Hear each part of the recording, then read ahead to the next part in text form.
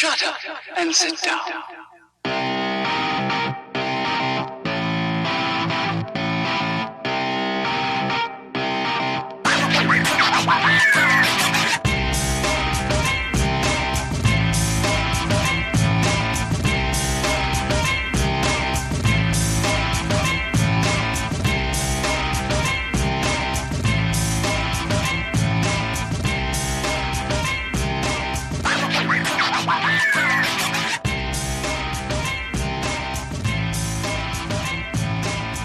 Hey guys, I'm Si. Welcome to A.C.E Podcast Nation. We upload 3 shows a week, Monday, Wednesday, Fridays. We have the Andy Campbell Championship Show, where the former Premier League striker, Cardiff City legend, provides expert analysis and talk the latest championship results and news every Wednesday. The best way to support us and help us keep bringing you interesting shows, great guests, is by subscribing to YouTube, leaving comments and sharing our video posts and a like. Okay, so today we are talking Breaking Bad Season 1. So just like we did with the MCU, where in the run-up to Avengers Endgame, me and Rhys got together and we discussed Phase 1 and we went through all the films, Phase 2, Phase 3, all the way up. They were good fun, good laugh, good shows, nice light-hearted stuff. And we're going to do the same now as Breaking Bad. This recently announced film, El Camino, which is out at the start of October. And we're going to do like a sort of shortish show, about 45 minutes-ish, where we're going to discuss each season, with the last show coming out the couple of days before the release of El Camino. So joining me, like I mentioned there, is my buddy from the conspiracy theories and serial killer shows, Rhys. Welcome, buddy. You right? All right, Si. Hello, everyone. Yeah. So the Avengers, the Marvel ones were good fun when we did them. We just sort of relived all the different phases. So it'll be the similar. I'm relatively lucky. I watched Breaking Bad, all of it recently. I say recently, like in the last couple of months, I've watched them all again. So I'm fairly refreshed. Well, I think I'll be quite fresh, like as I walk through it and go through the different seasons. I watched it when it came out, so I'm going to be rusty, mate. You're leading the way. Yeah, in case you remember it, when you, I think the other thing is as well, it's like same with it, like anything, and as you're talking about it, you start to remember things.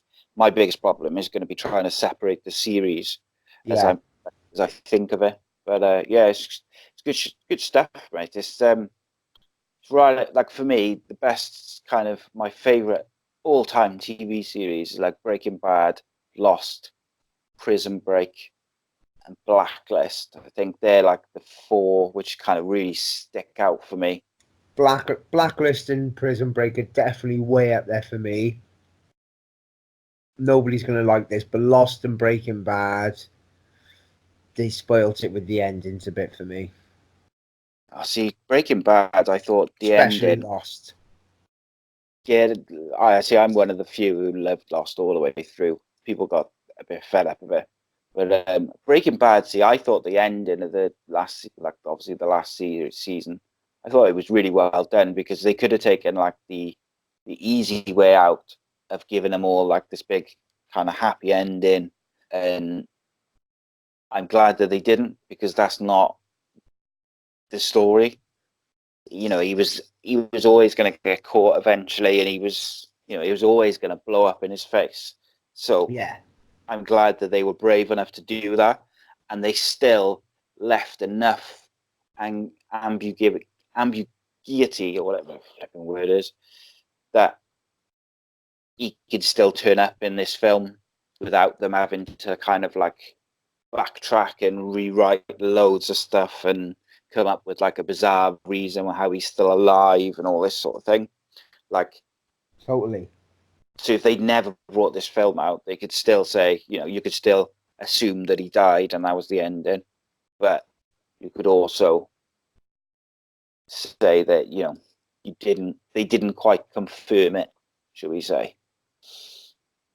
So yeah, it's going to be good. So we're going to start with season 1 today. just like a little outline of Breaking Bad. I'm sure everyone knows anyway, but obviously Breaking Bad was a crime drama television series created by Vince Gilligan, who was a very, very talented dude. It was originally on AMC in America. I think in the UK, I think, got a feeling it was on Channel 5 first. Something like that, Channel 5 or Channel 4. Channel 5, I think it was. Something Ran for like that, five. wasn't it? Yeah, it was on like a weird, like less sort of. It wasn't huge, was it, then? No, it took a. I remember seeing the trailer for the first time, and I was like, "Oh, that looks really good." And it's got the guy, it's got the dad from Malcolm in the Middle in, which was like, "Oh, that looks interesting." And like he's gone on to like, like some actors, they get kind of pigeonholed as always like similar characters, don't they? And like Yeah. looking back on it, you'd have thought that he would always be in that kind of comedy slapstick kind of role if he went into movies or if he had TV shows. But he's actually done quite a few good serious roles since then. Yeah. Because he also did a film recently, didn't he, with Kevin Hart, where he plays a guy with ALS, I think it is. I haven't seen it. I'm not sure if it's ALS or if he's got some sort of disability where he's in a wheelchair, basically, and Kevin Hart's like helping him and stuff. I haven't seen the film, but I've seen the trailer. But from what I saw of it and what I've read about it, he was very, very good in it. And he's been in a few different things, and he's turned up like as a different type of character, Yeah. which I always like to see. Actors trying out different roles, giving their acting chops some stretching. So yeah, the basis of the series is Walter White is a chemistry teacher. He's got a wife and 2 kids at the start. He's kind of like a bit of a nerd. He's quite depressed and down because he's just like the kind of run of the mill, going to work every day life. And then he doesn't at the start at that point, like he just kind of goes along with whatever people say, and he doesn't rock the boat. He doesn't always perhaps give his opinion of something. If he disagrees, he'll kind of just nod or go along with whatever's being said, which obviously that develops, and his character develops a very different persona and comes out of his shell, shall we say. He finds out he's got stage 3 lung cancer, which kind of changes his outlook on life because he wants to leave his wife money. And then he gets together with a former student, Jesse Pinkman, who's like early 20s at the time. And he basically turns to a life of crime by using his chemistry teaching skills to produce crystallized methamphetamine. And Jesse is already selling meth to make it, selling drugs to make his money, and they kind of come together and they make this pure meth that everyone wants to buy, and so it began, as it were. Am I right in thinking he was selling just marijuana, Jesse? No, because I think he was cooking his own meth because he had like a decent meth, which it was quite popular. But when Walt comes on board, he kind of takes the purity to a whole new level, Right, which is yeah. how they end up becoming more sort of involved with gangsters and stuff.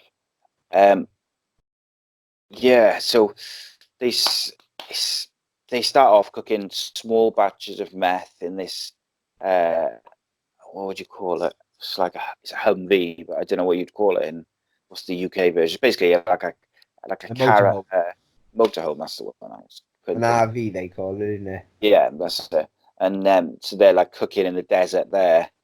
And like what I like about this as well is throughout all 5 series, there's loads of callbacks to previous episodes and previous things. So like in the first couple of episodes, they're in this RV and they're cooking up meth in the desert in like the very first couple of episodes of the series, or in the first series. I'm not sure how far in. And then in the last series, there's like a big shootout, and I won't say what it is now, just in case people are going to watch it between now and then. But there's like a big shootout in the desert in the same place, and Walt's pants, which he took off and lost in the first series, are still there. And it's like there's a lot of stuff like that throughout there's particularly the latter parts of the series, latter series. There's a lot of like callbacks to earlier stuff, which I think is always a sign of a good show, because you're like rewarded for investing your time if they're calling back to stuff from earlier seasons. And that's what I want. I want like I want my TV shows to assume that I've been paying attention and assume that I'm clever enough to work stuff out, rather than like dumbing it down and explaining everything and get a bit tedious then. So the first sort of part of the season 1 is, I suppose, what you would call is Heisenberg's origin.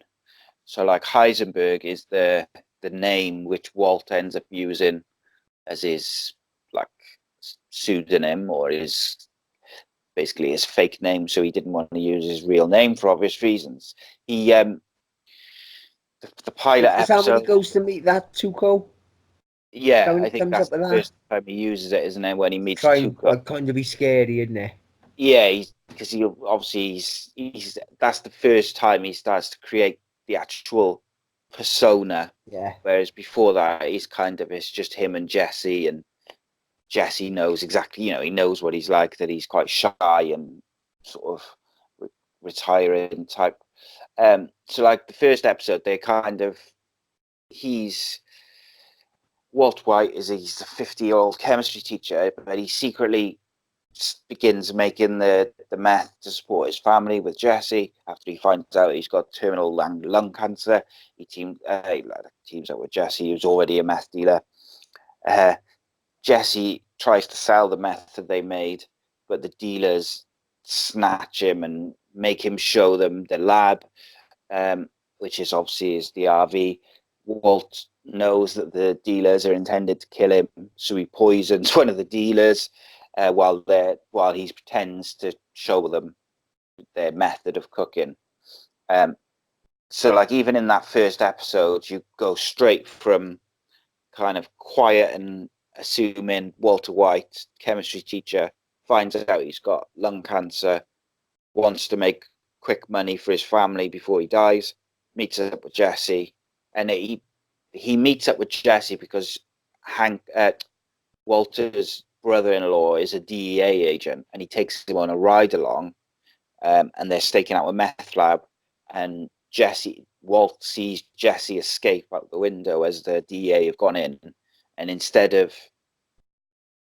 like alerting Hank or Jesse, there's one getting away, he realizes that he recognizes him, and he goes to see him later on, and that's how they kind of get back in contact, which is quite a unique way to do it. And also that kind of sets up that dynamic between the three of them for the whole 5 seasons, where Hank is just completely oblivious to that Walt could ever be involved in it. There's even a point in, I think, season 4 where there's like a piece of paper which has got, or in a book, I think, someone's written down a message in a book and given it to Walt, and it says something like a message, and it says WW in it. And Hank asks Walt, "What do you think the WW stands for?" And he's like, Woodrow Wilson, and he says Walter White, but like jokingly. It still didn't dawn on him, and this first episode kind of set that up nicely, that dynamic, I thought. Oh yeah, they're class together, aren't they? Considering like the age gap, the difference in life, everything about them, they paired it up lovely. Yeah, I just like, I think it's safe to say, like, the unsung hero for the whole series in terms of acting is Jesse. Like his, I forget his name. Aaron. Aaron something, innit? What's his name? Aaron Paul, is it? Aaron something in it. I think it's Aaron Paul. I saw come to me now. It's got drawn a blank. But Aaron Paul is acting throughout the whole thing, and he does so many different versions of Jesse within all the series. He's junkie, he's in recovery, turning over a new leaf. He feels guilty about some of the stuff he's done. When he's captured, and like there's so many different aspects to what he plays. Desperate, angry, sad. He just does it so well. I also think one of the best actors in it is Walt's wife. I feel like Skylar. Yeah, her acting I thought was really good all the way through. I thought the one thing, although we're saying that, I think it's season 3, where she does like a whole U-turning character, and she almost becomes like this like gangster's mole, and that was the one thing where throughout the whole thing where I was a bit like, oh, I'm not sure if that fits kind of the story. But then as it progresses, you kind of find out why, and she's like, it's her way of trying to deal with it, and she's trying to keep the kids away and all that sort of stuff. To be honest, I think that's just like a typical mem thing. No matter what the problem is, they're going to step up and deal with it. Yeah, and I think she realizes that even though she wasn't involved, if Walt gets caught, it's got a massive impact for all of them, regardless of whether she had any knowledge of what he's been doing. So she was kind of in the position where she either needs to turn him in or try and help him launder the money and get away with it. But we are jumping ahead a bit there. So then after he poisons one of the people at the end of the first episode of the first season, the dealers are forcing them to share their recipe of how they make this pure meth, and he poisons one of them while pretending to share it. And then the next episode, they're trying to dispose of the 2 bodies of the dealers because they're still in the RV, and it becomes like increasingly complicated throughout the whole episode when I think one of them wakes up. It's got a weird name, Crazy 8, I think his name was. Yeah, he wakes up, so one of them's dead and one of them's not. So they tie him up in Jesse's basement, and they're like trying to decide what to do, and they're asking him questions. And then on the other side of it, you've got Walt's wife is growing suspicious of his behavior change, and he's staying out late. He's being really secretive, and she doesn't really know what to make of it. They also find out that she's having a baby girl, so she's like quite heavily, she's pregnant, and it's all these different aspects of the story. And then they're going to get rid of one of the body. Walt gives Jesse a load of instructions to go to like a hardware store and get like hydrochloric acid and this special type of tub to dissolve the bodies. But when Jesse goes to get the ingredients, he gets all the ingredients, but he couldn't get the tub. Can't remember if he couldn't get it or he couldn't get a big enough one or something. But then basically he gets fed up of waiting for Walt to answer his phone, because Walt is still working at this point in the school and he's dealing with his family problems, and he doesn't want to speak to Jesse if he's with Skylar or if he's in work, so he ignores his calls. Jesse gets fed up of waiting and puts the body into the bathtub instead of using the special tub to do it. Dissolves the body in the tub, thinks he's done a really good job, and it's all great. Walt eventually turns up at the house, and as they're talking, the bathtub comes through the ceiling at the house, because obviously it just completely ate through the bath and the floor. and the ceiling, which is a classic moment of TV. That's like right up there for me of like when Del Boy falls through the bar on Only Fools and Horses, and those kind of classic moments which replayed forever and ever, and they'll be on like greatest TV moments, those shows and stuff like that. But yeah, like those first two episodes, like a lot happens real quick. So it doesn't take too long for you to get from the quiet chemistry teacher to there being these bodies which they've got to dispose of. And because of the speed of it and the speed that it goes from like 0 to 100, if you like, it means that you know straight away that Walt is changing, and he's got no problem doing things that maybe his character wouldn't have dreamed of previously, which is obviously an ongoing thing, isn't it? Throughout all the seasons, his actions get worse and worse in terms of what he's willing to do to avoid getting caught. So like in this episode, you kind of like, they're bad people, so they were just trying to protect themselves, because if they hadn't have killed those two guys, or if they hadn't killed that guy, they would have killed them after they got the recipe.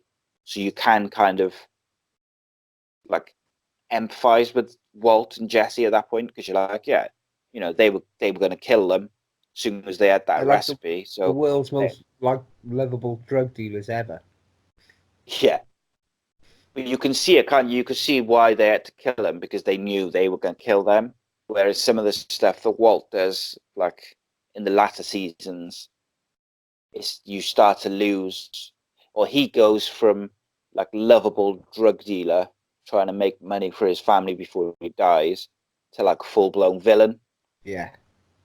Which is incredible storytelling when you think of it, and you think of like where it starts with him being this chemistry teacher, and they are able to tell this story of a chemistry teacher becoming a drug dealer and a gangster and a murderer, and like make it really interesting, make you care about the characters, but also make it go for like, so you get to a certain point where you're like, nah, he's a bastard now.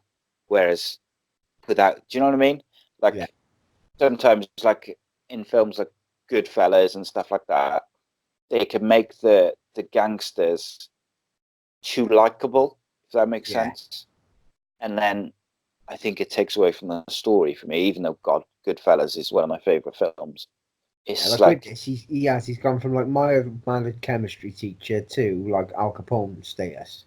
Yeah, and like if you're watching a TV show or a film about people doing bad things, once they've got you to care about the characters, you need to, or I think you should be able to, or you want to tell the story that makes sure that the audience doesn't still like want to be on their side almost. Yeah. Like he did, they managed to turn him full villain, and I think in the end they kind of nearly turned him back again, which again is quite considerable achievement.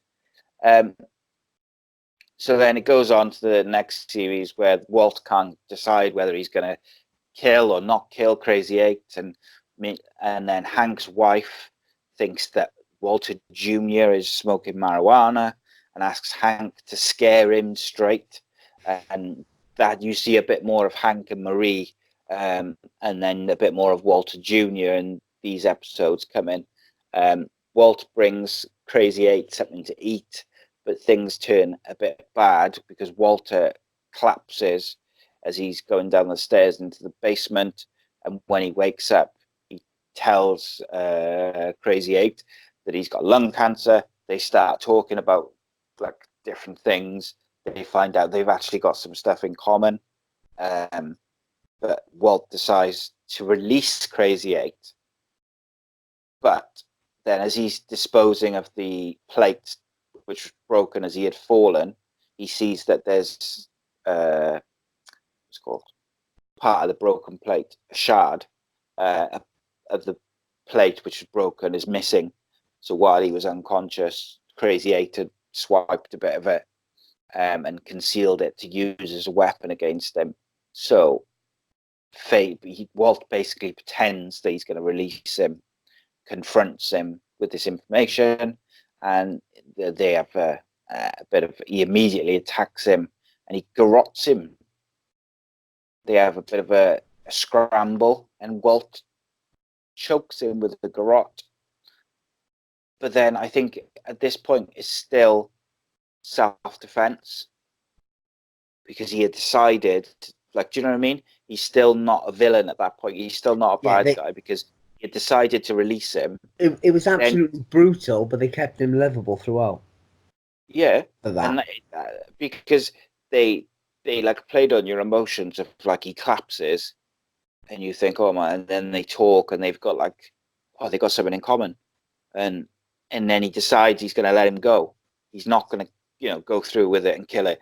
Then he realizes, oh, hang on, he's going to kill me as soon as I release him. Then they have like a fight, and he kills him in the fight, because it's like him or them, him or him. It's just so good, like storytelling. It's very, very good, very good.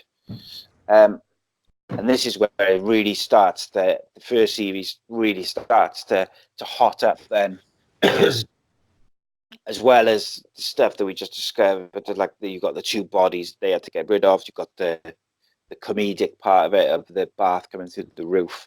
You've got Walt's wife getting suspicious. You've brought in Hank and Marie and the DEA side of it, and they start showing Hank more. He's looking for this new drug kingpin around town, unaware that it's Walt, but Walt tells the family that he's got cancer.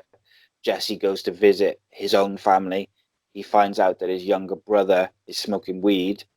But he's very successful in like school and sports and stuff, but he's also smoking weed. His parents find a joint, but Jesse covers for him, even though his parents think that, he's like a loser and whatever, and their younger son is like the perfect son. He could have ratted out his brother, and he doesn't. And I just think that was, again, you saw this side of Jesse, which was just like, you almost wanted him to say, no, it's not mine, because you felt sorry for him, because his parents were being so not very nice to him, because he'd let him down so many times. And it's like, you almost, as an audience, like you're watching it, and you wanted him to almost grasp his brother, so that they would be like, oh, I'm so sorry for blaming you. And he doesn't. He covers for him, but he doesn't give him the joints at the end. He stamps on it. It's just a waste, but there we go. Walt also announced in this episode, so Walt also announces that he's got cancer at the family barbecue. So that develops that story some more. And then we go towards so there's 8 episodes in the first series. So they're up to episode 5 then. Some of Walt's old friends. So basically, there's when Walt was in university, him and 2 friends created a company called Grey Matter. Gretchen and I forget the name of the guy, they're a married couple. But when they're in university, Gretchen and Walt were together, and Walt actually came up with the company name, and he had a big input on like the company's beginnings. But then Walt decided that he wanted to concentrate on his education, and he went on to be a teacher, while the company went on to be like this multi-billionaire, massive company. They offer to pay for Walt's treatment. He refuses. Jesse attempts to cook the meth on his own, but he can't replicate what Walt does with it. And Walt Jr. gets caught buying beer, and Hank is called. What else happens in that episode? Yeah, then Walt's family tries to do like an intervention type thing, because Walt is refusing to have chemotherapy. He just wants to, basically die in peace and not lose his hair and go through all the pain of chemotherapy and that sort of stuff. Eventually, he refuses. Initially he refuses, and then he kind of says he'll do the chemotherapy. Despite being offered funding by Gretchen and the guy, which I can't remember the name of, who owned the company, he still won't take the money for that. But he goes back to Jesse's house and asks that they resume their partnership and, get back to cooking meth. And basically, he tells his wife that he's gonna receive the money from Gretchen and her husband, when in reality he's gonna pay for it himself with the money from the meth. And it's like you really start getting into, at this point is when you really start getting into the lies he's telling to all the different people to explain his actions, whilst also really start to feel his desperation of holding it all together, because he's lying to his wife about where the money's coming from, but he won't take the money from Gretchen, which would obviously be a lot easier. And you start to feel like his desperation of his situation, but him wanting to try and keep control of it himself.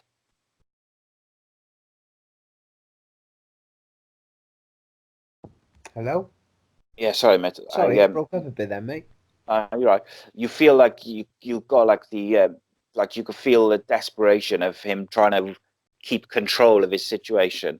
Like he doesn't want to take that money off Gretchen and her husband. He wants to pay for it himself, even though he knows he doesn't have the money to pay for his treatment.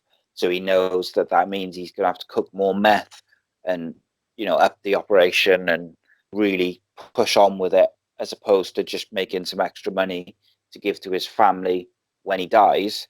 He's now got to, get the money to pay for his treatment, which and that's part of the reason he didn't want to have the treatment, because he wanted to save all the money which he was earning from cooking meth for his family when he died.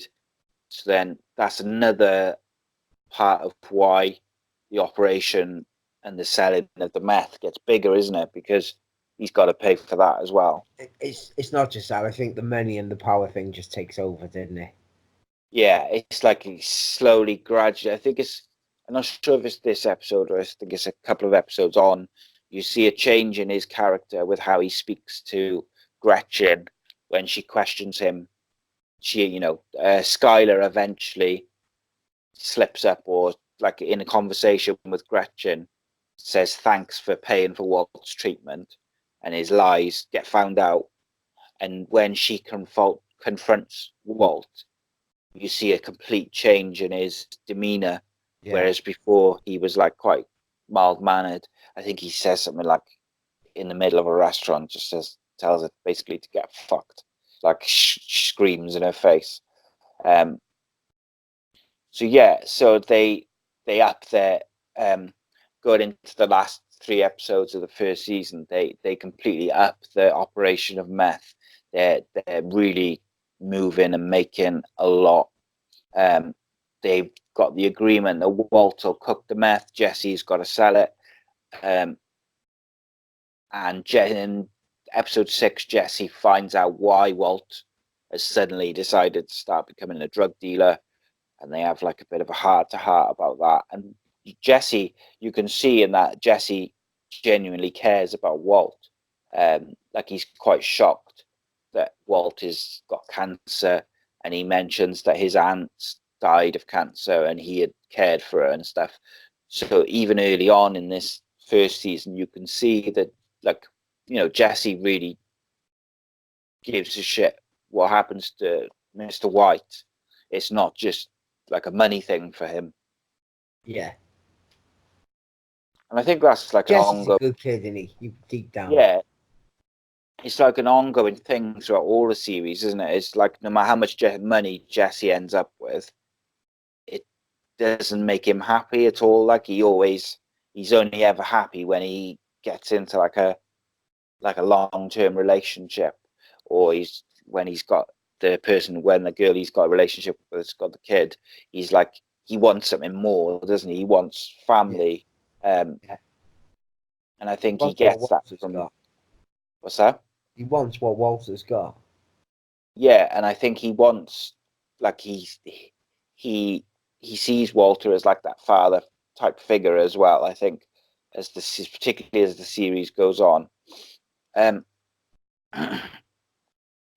Hank discovers or ties, they find, which again calls back to the first episode where Walt had taken the masks and chemical protective gear from the school he worked at. They found one of the masks where they had dropped it, where they were trying to dispose of the bodies from the RV. And Hank just links it back to the school, and he goes to see Walt at work. And it makes for it's quite a funny little scene where Hank turns up at the school and Walt is quite surprised, and then Jesse phones while I can't remember if he phones while he's there or just as he's walks into the room and he's on the phone to Jesse.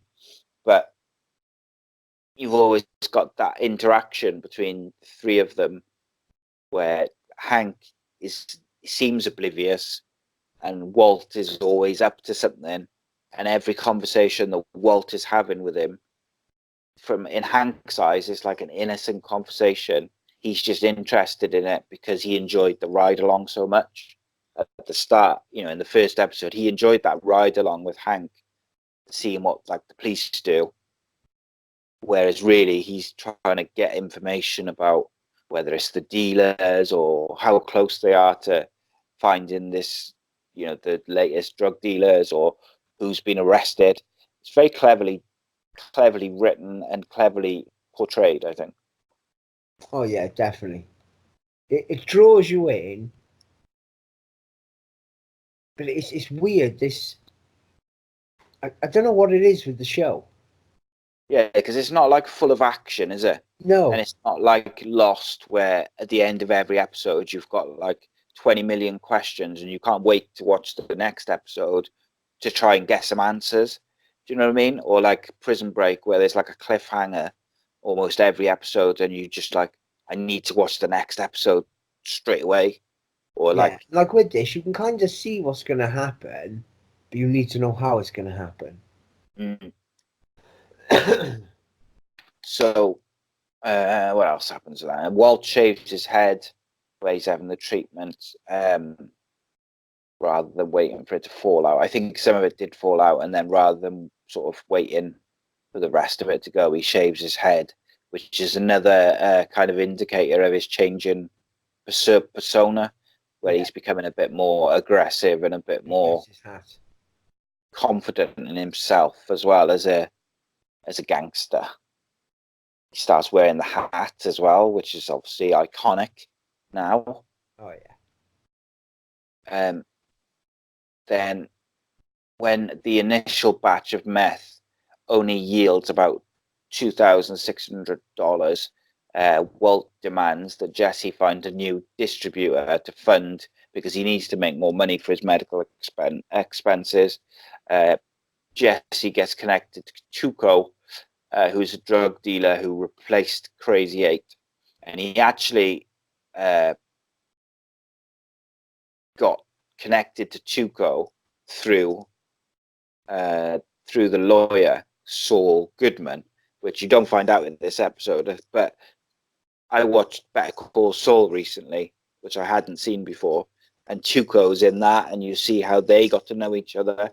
It's really interesting because what you find is in Better Call Saul, the links are quite loose. It's not like in your face Breaking Bad prequel, but it's just like little characters here and there, and you can see how Saul's character changes, and it's really like quite interesting how they did it. So yeah, Tuco basically replaced Crazy 8, who they killed, but obviously Tuco doesn't know. And when they go to make the deal, no, Jesse goes to make the deal initially.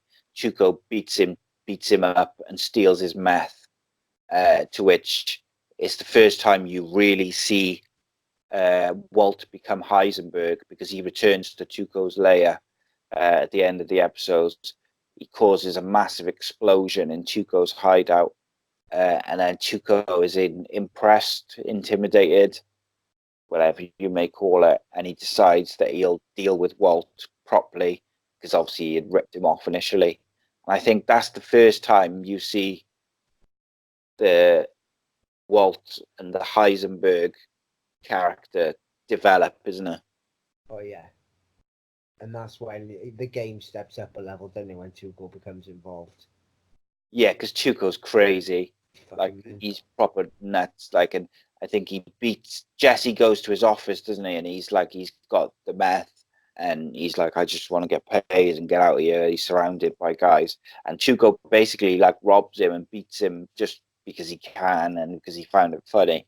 And then Walt marches in there with his hat, and he's like, you see that it's the first time you see the persona of like aggression and confidence, and he walks in. No, Walt, isn't he? Yeah, and you see, and like, he's never, even though he's never done that before, he walks into like a room of gangsters and gangbangers as if he's done it a million times. And that's like, to me, that is where the series just goes right up a notch, because you know that everything's going to go crazy from now on. And then it's the finale of season 1. It's called a no rough stuff type deal. Walt and Jesse faced difficulties producing the large amount of meth which they had promised to Tuco. I think they were struggling to get some of the ingredients they needed. Skylar confronts Marie because she's been shoplifting, and she gave Skylar like a baby tiara for the baby shower, but Skylar didn't like it, and she went to take it back to the shops, and they basically said it had been stolen. And there's like a big thing of Marie's basically been getting treatment for kleptomania, and she's been shoplifting, and it kind of kept it a secret between her and Hank. So it's like the other aspect of it then because that's the first time you really see the two sisters not in a group setting where they're all having like a barbecue or something, and it's like that again later on in the series becomes a big storyline between the two of them. And then Walt and Jesse use thermite to break into a warehouse so they can steal a large barrel of methylamine, which is the ingredient they were struggling to get. The methylamine is necessary for the new recipe because it can produce so much more meth in a short amount of time without the need to procure large quantities of, I can't even pronounce that word, but it's basically like a cough syrupy type stuff, I believe, but I don't know. But yeah, they change, because he's a chemistry teacher, he's able to come up with different ways of making it more effectively, and they go and steal like this barrel of methylamine. They deliver they get the amount to Tuco, which is what they need, but right at the end, during the transaction, they exchange the meth and the money, and one of Tuco's guys makes like a really innocuous comment to Walt and Jesse, something like, what will happen if you don't do as you're told, or you don't do it on time, and Tuco beats him to death. It just like really shows like how unhinged he is, and how they're gonna and the looks on their face and like their reaction to it is very much like you can tell that they do not know how they're gonna handle working with this guy. He's a raving fucking lunatic, though, isn't he? Let's be fair. Yeah. And that's season one. Like I was skeptical coming into the show. I was like, am I going to enjoy this? And like some of the trailers and the promotional stuff was like Bryan Cranston in his underwear holding a gun with an RV in the background and red smoke. And I was like, they almost seem like a little bit forced. Is this just going to be like aiming for that teenage demographic? And I'm not going to like be able to relate to it, or do you know what I mean? I wasn't sure how I'd take to it. Yeah, it's not And what you expect, is it? no, and then when you get into it, it's not like that at all. It's not like just stuff for the sake of stuff. It's a dynamic and deep, and it's got like a real like the drug And dealing side of it is realistic, but the characters which they create and the stories that they're all involved in, they all interlink into the main overriding story.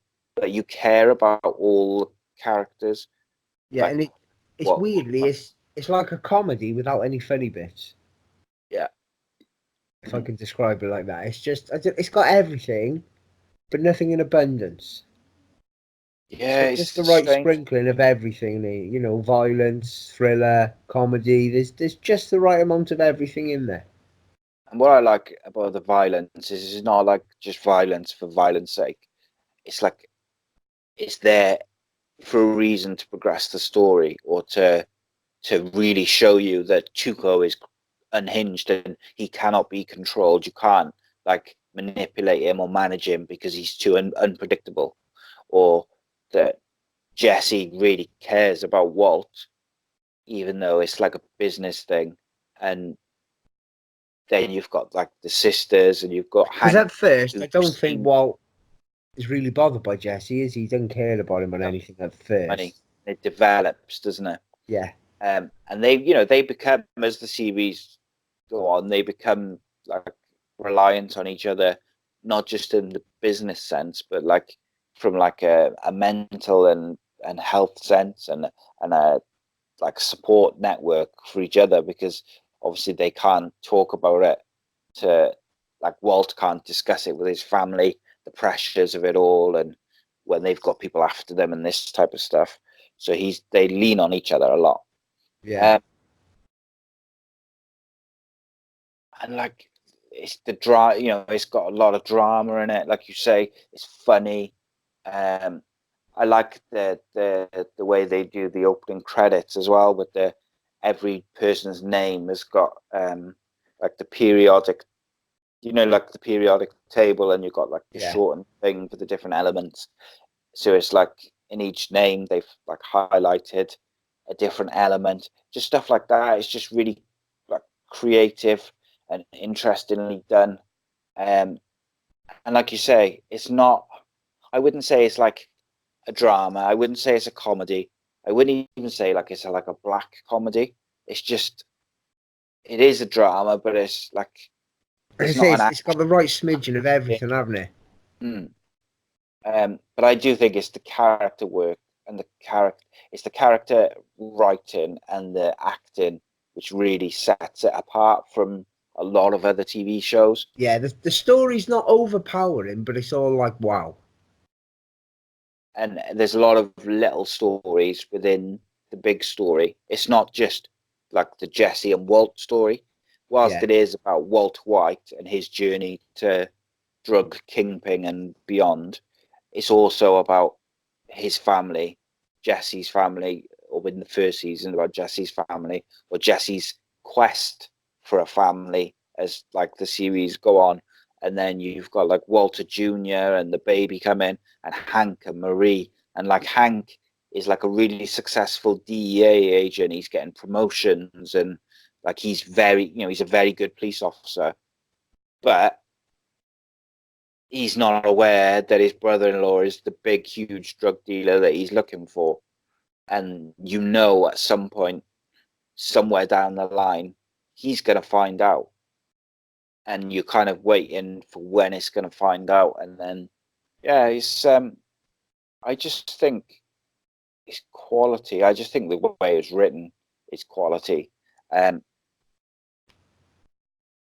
Like I like I say, that it's kind of predictable, but you have no idea how it's going to get there. yeah, I don't know.